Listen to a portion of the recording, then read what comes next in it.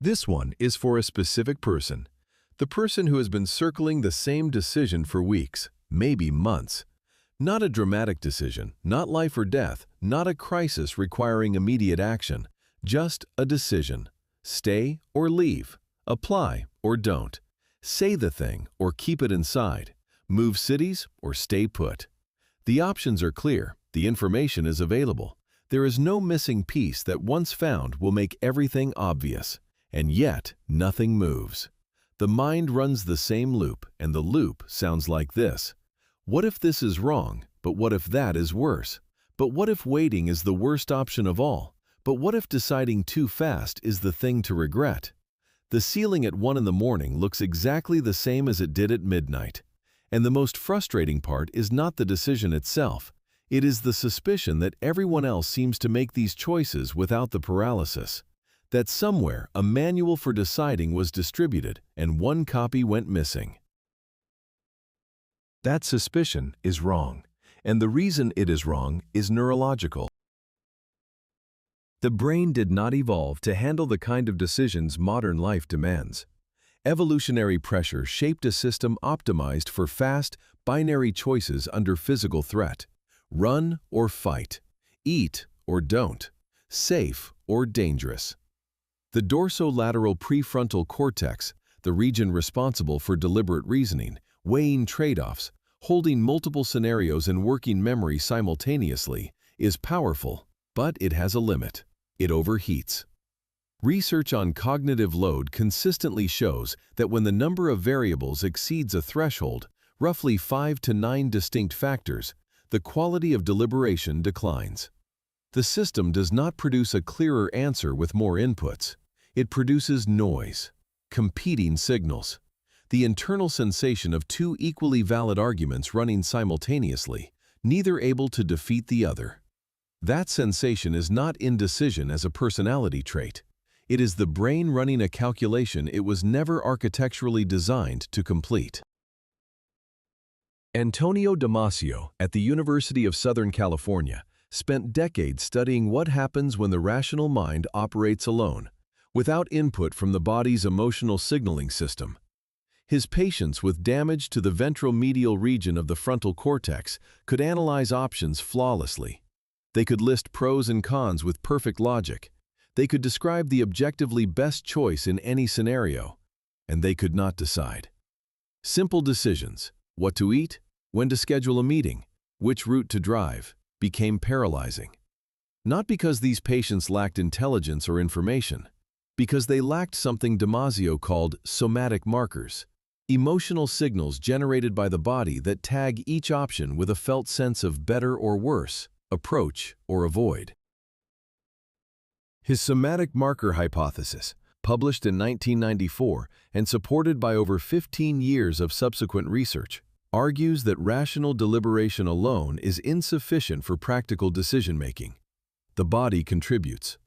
A slight tightening in the chest when imagining one option, a subtle lift in the shoulders when imagining another, a vague but persistent unease that has no logical justification yet refuses to dissipate. These signals are not noise. They are the nervous system's summary of accumulated experience, years of pattern recognition compressed into a physical sensation. And when this system is disconnected from the deliberation process, either through brain damage or through the common habit of intellectualizing every choice into pure abstraction, the result is paralysis. Not because the person is indecisive, because a critical channel of data has been muted. That reframes the entire trust your gut conversation. It is not mysticism. It is not the universe sending signals. It is a data processing system that operates faster than conscious thought, drawing on patterns the logical mind cannot access. The gut feeling is not always correct. It carries biases, outdated fears, conditioning from experiences that may no longer be relevant. But ignoring it entirely is like reading half a report and making a decision based on the visible half alone. Now, there is a second layer, and it explains why even people with perfectly functioning somatic markers still get stuck. Sheena Iyengar at Columbia University published a study in 2000 that has become one of the most cited experiments in behavioral economics. The setup was elegant. A grocery store displayed either 6 or 24 varieties of jam. Shoppers who encountered the large display were more likely to stop and look. The variety attracted attention. But shoppers who encountered the small display were 10 times more likely to actually purchase. The conclusion was direct. More options do not produce better decisions. They produce fewer decisions. The brain, faced with 24 alternatives, defaults to the safest available action, which is no action at all. This maps precisely onto modern decision-making. Career choices are not binary. They involve dozens of variables: compensation, location, autonomy, growth trajectory, culture, commute, identity, status. Relationship decisions are not binary either. They involve timing, attachment styles, shared values, physical proximity, financial compatibility, family dynamics, and 100 sub-factors that resist clean comparison. The brain looks at the full display of options and does what it was designed to do when overwhelmed by complexity. It freezes. Not a defect, an architectural response. Barry Schwartz at Swarthmore College added a crucial piece in 2004. His research distinguishes between two styles of decision-making: maximizers and satisficers. Maximizers seek the absolute best option. They research exhaustively. They compare relentlessly. They delay commitment until confident they have identified the optimal choice. Satisficers define criteria, thresholds of good enough, and select the first option that clears them. The finding was counterintuitive and has been replicated consistently. Maximizers make objectively better choices on measurable criteria. They find better apartments, better jobs, better prices. And they are measurably less happy with their decisions. More regret, more rumination, more what-if spiraling about paths not taken. Satisficers report higher satisfaction, not because their choices were superior on paper, but because the decision was made, commitment was invested, and energy flowed forward instead of circling. The implication is uncomfortable but important. The best decision, pursued to its logical extreme, often becomes the enemy of a good life. Not because excellence is wrong, but because the search for the optimal choice in conditions of genuine uncertainty is, by definition, uncompletable. There is always one more variable to consider, one more opinion to gather, one more scenario to model. And the cost of that search, measured in weeks of anxiety, in eroded confidence, in the slow narrowing of the window of opportunity, is real. It compounds. It is the tax paid for the illusion of control. So, the practical part. A framework, not a formula that guarantees the right answer. A structure that moves the decision from the ceiling to the ground, where something can actually be done with it. Step 1. Narrow. Not to one option, to two. The brain handles binary comparisons competently. It cannot handle 7 simultaneous scenarios with overlapping variables. The method for narrowing is not more analysis, it is elimination through a single question applied to each option. If this choice were made for me tomorrow, irreversibly, could the next 6 months be livable? Not perfect, not ideal, livable. Any option that produces a clear no, eliminate. What remains is usually 2, sometimes 3. If more survive, eliminate the one that generates the weakest body signal, the flattest internal response. Not the scariest option. Fear often signals that something matters, the flattest. The one that produces no somatic marker at all. Indifference is a stronger elimination signal than anxiety. Step 2. Test. Gerd Gigerenzer at the Max Planck Institute has argued for decades, with extensive data, that the best decisions in uncertain environments often come not from exhaustive analysis, but from simple heuristics. Rules of thumb that outperform complex models when the future is genuinely unpredictable. One of his most practical, the one good reason heuristic.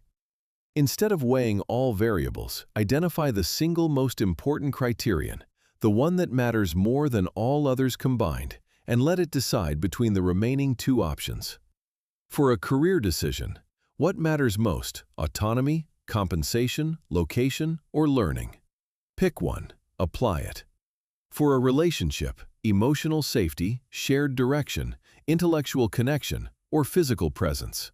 Pick one. The option that wins on the most important single factor is the choice. Not because other factors are irrelevant, they matter. But in conditions of uncertainty, one strong signal is more reliable than 5 ambiguous ones averaged together. The average of 5 conflicting signals is not wisdom, it is noise. Step 3. Evaluate, but not yet. This is the step most people skip, and skipping it is what keeps the loop alive. Set a specific date, 30, 60, or 90 days from the moment of decision. Write it down.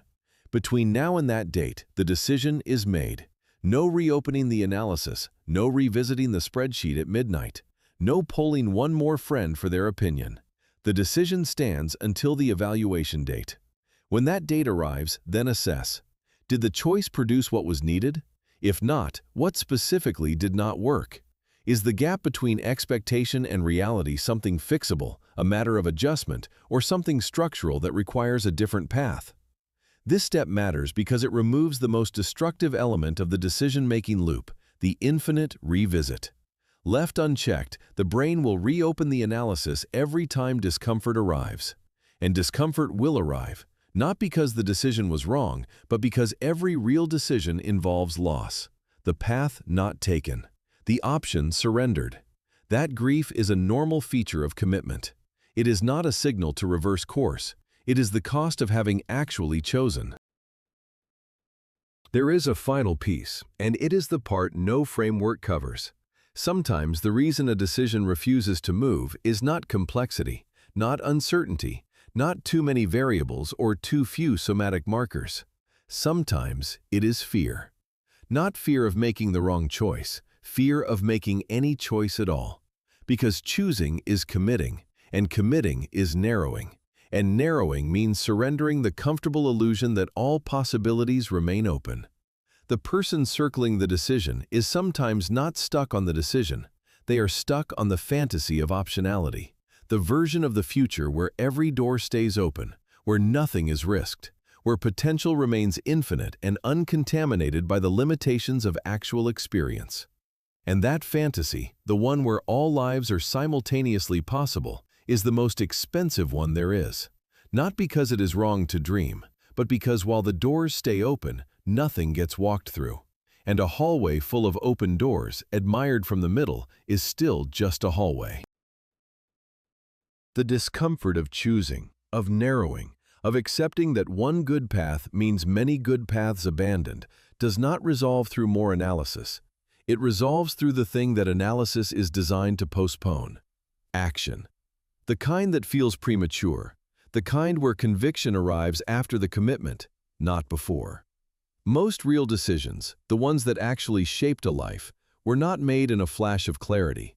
They were made in a quiet, slightly uncertain moment of this one, then, followed by the slow, imperfect, unglamorous process of making it work. And that is worth sitting with for a moment, not as philosophy, as the thing that might move the decision that has been circling for weeks. Saturday, something very different. 3 weeks of decisions, actions, tools, and uncomfortable truths. Now the opposite. Silence. Not the kind on a motivational poster, the neuroscience kind. What actually happens in the brain after 2 minutes of quiet, 10 minutes, an hour? It involves an experiment where participants preferred electric shocks to sitting alone with their own thoughts. And what that reveals about the one skill almost nobody in this space actually teaches.